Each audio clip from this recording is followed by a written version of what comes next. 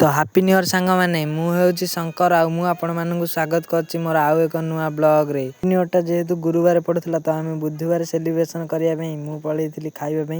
देखते आज कौन कौन आइटम है देखिली तो मटन सहित भात होता तो मुझे बस मटन को भात खायापी।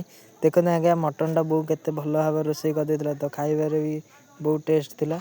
खाଇବା सजिया पर बाबा बोऊ मु आम समस्त बाहरी बोलूँ आम अजार कारण टे कम रही जाता से पथे आम मामूर पुओ सहित गोटे गोटे आइसक्रीम खाला मुझे पलैली गुड़ी उड़ाई आम सीधा टांकी उपर गुड़ीटा तले थी दे देखला सेपटे मामूर पुओ कौन है वो कहाँ से वो आया चारों दिशाओं में तेज सा वो छाया उसकी भुजाएं। तार सब कलाकारनामा देखी मुझे तलू आई देखिली तो आम आई जो आखि ऑपरेशन हाँपाई जाता आसला देखते कला चषमा पिंधि पूरा आम हिरोइन भाया देखा आई देखी सारे बाबा मु बो आम फेरी जाइल आम घर कारण आज रात न्यू इयर को पार्टी हबार था तो आम पहुँच जाइल आम घर प्रथम से प्रथम बेड बेड खेलिया लगिगलु।